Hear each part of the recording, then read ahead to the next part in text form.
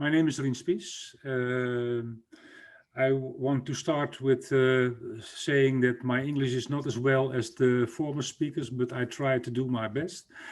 I work in primary education for more than 40 years now. I'm an old man, so I was a teacher in primary schools for about 6 years and a principal for about 24 years. I had a staff function for 2 years, and now I'm a board member for almost 10 years now, from an organization in the north, in the north side above Amsterdam, in the Zaanstreek. We provide primary education for 24 schools for about 7,000 students. And we have a very difficult population. We have a lot of children with disadvantaged backgrounds in our schools. And we have a very big problem also before the corona crisis, because we have a shortage of teachers in this area, and it makes it very difficult to provide the education that we want to provide. And that's also my critical point in this subsidy programs from the government. It's not that we didn't ask for money because we asked for money to provide a summer school in the summer and the last summer vacation for about 500 children, and normally we do that for 200 children. But in the programs that Anna Floor talks about, it was very difficult for us to make that program, because we cannot find professional personnel to provide the programs. And I don't think you must give the programs to not professional people to provide it. And that's the biggest problem that we have made. There are now the government has a new subsidy schemes for ask for money for devices, and we asked the government for money for that. And now we have last week we had 600 devices for our children, so it's for 8 or 9% for our children. But in the first range for asking devices, it was not possible because we had invest a lot of money for most of our children to have a device. So I was very angry about it, because school boards who did not have invest their money for devices get the devices from the government, and we don't have them. But that was a problem that is solved now. And in the new subsidy scheme, where we can ask money for extra hands in the class, that's a thing what we ask for, and I think that will be successful.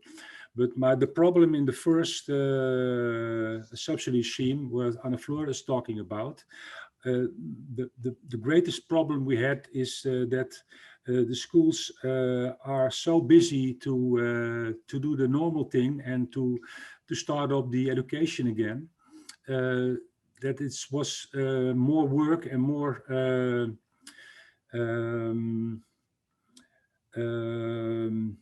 we need more things to do because for the normal teaching, that we said we don't want to do extra things because our hands are full for the normal work.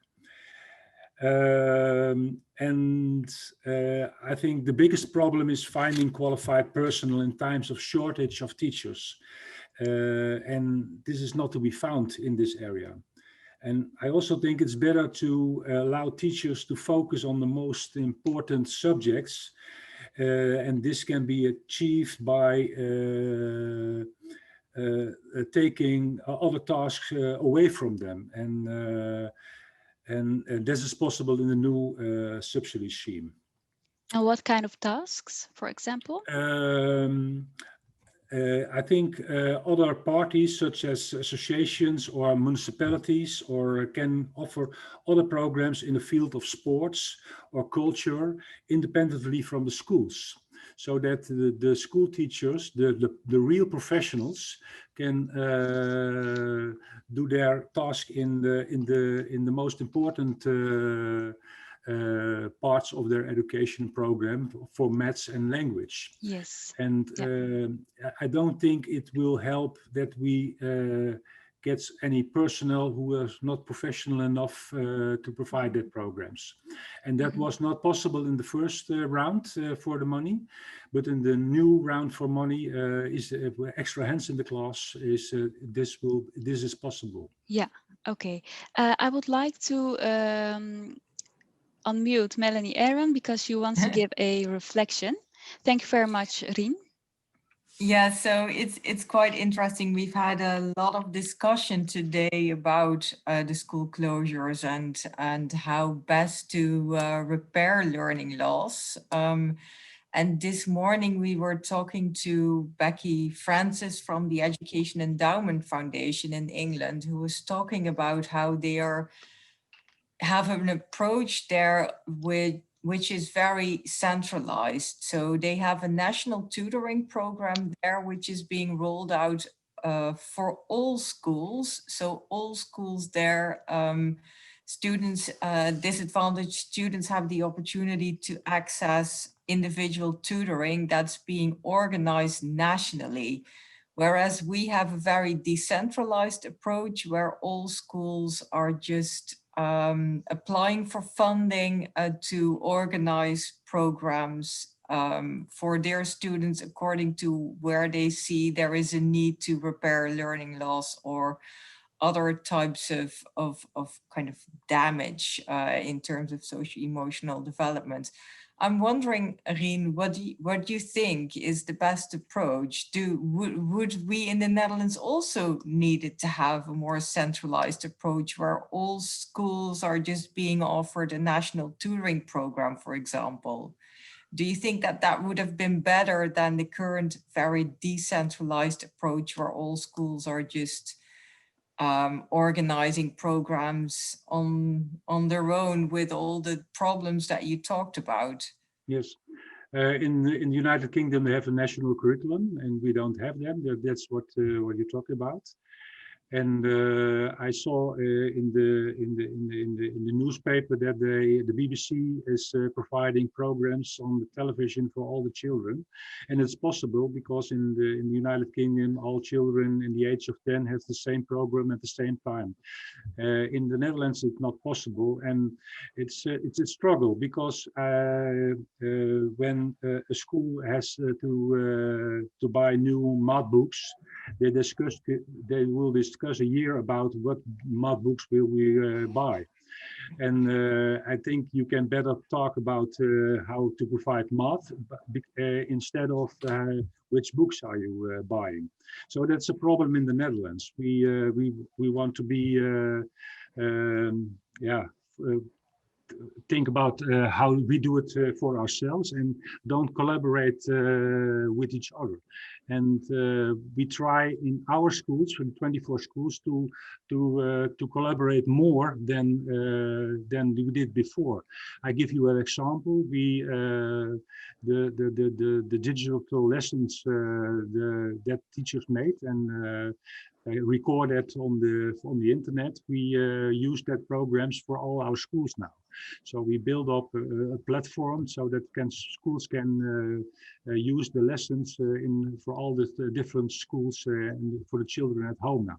That's a start to collaborate more. Now to ask your questions, to your question, I don't think we need a national curriculum like the United Kingdom, but for some examples for math and reading and spelling, I think it will be very helpful if we do that together.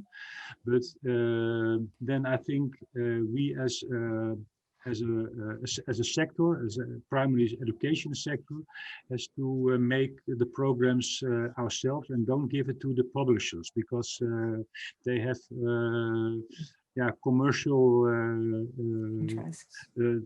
things to buy to sell, and I think will be difficult. But that's where we talk about a lot.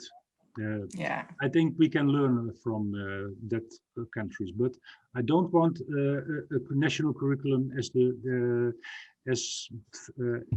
far as the United Kingdom. I hope I answer your questions. Yeah, absolutely. I mean, it raises an interesting point about the Dutch system and how we value autonomy of both teachers and schools, and how that high level of autonomy and appreciation for autonomy prevents the rollout of any national centralized approach almost. But then you also raise the issue of, if we have that kind of decentralized approach, then we also need to have a structure to learn from each other about how to repair learning loss, and need to learn from each other, from other schools, on, for example, how to engage these students in programs to repair learning loss, given that these students often, given the voluntary nature of these programs, and these students not probably accessing them, how do you get them on board, and how do you get parents from disadvantaged backgrounds to ensure that they engage with these programs?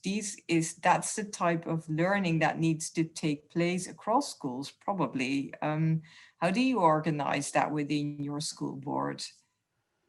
Yeah, I think the most important thing in education is the quality of the personnel, the quality of the teacher. And one of the most important things is to collaborate with each other to make your education better. But the autonomy is, I believe that a teacher needs autonomy, but you also have to collaborate with other teachers to make your education better. And I hope I understand your question enough, but we try to how do I say that? To make collaboration better between our schools, and it's very difficult now because we can only in this situation we can only can do that on programs by the internet.